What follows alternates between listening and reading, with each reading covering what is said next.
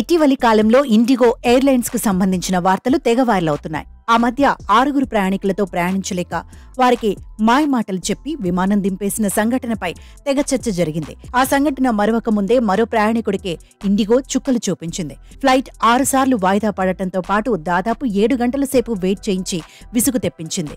తాజాగా అలాంటిదే మరో ఘటన వెలుగులోకొచ్చింది. ఇండిగో విమానం ఆలస్యంగా బయలుదేరడమే కాకుండా కనీసం విమానం లోపల ఏసీ కూడా వేయలేదంటూ ప్రయాణికులు సోషల్ మీడియాలో రచ్చకెక్కారు.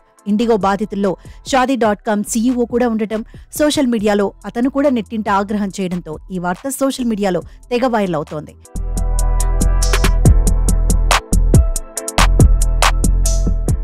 ఇటీవలే షాదీ.com company CEO Anupam Mittal IndiGo airlines లో ముంబై, ఢిల్లీ మధ్య రాకపోకలు సాగించారు.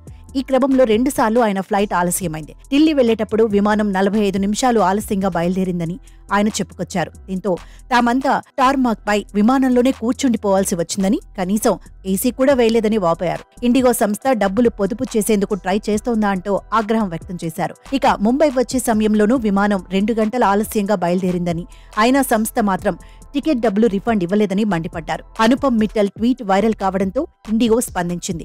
ఆయనకు క్షమాపణలు చెబుతూనే ఆలస్యం ఎందుకు జరిగిందో వివరించింది.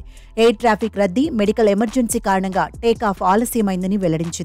అయితే నెటిజన్లు మాత్రం సంస్థపై అసంతృప్తి వ్యక్తం చేస్తున్నారు. విమానంలో ఏసీ ఆపేయడమేంటని మండిపడ్డారు.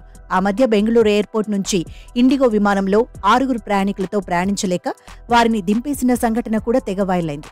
6 ప్రయాణికులను విమానం దింపడానికి మాయమాటలు చెప్పి విమానం దిగాక ఏకంగా రాత్రంతా వారిని వెయిట్ చేయించి వారి ఆగ్రహానికి ఇండిగో గురైంది. ఇలా ఈ మధ్య ఇండిగోకి సంబంధించి చాలా వార్తలు సోషల్ మీడియాలో వైరల్ అవుతూ ఉన్నాయి. అయినా ఇండిగో తన పద్ధతి మాత్రం మార్చుకోవడం లేదని నెటిజన్లు ఆగ్రహం వ్యక్తం చేస్తున్నారు.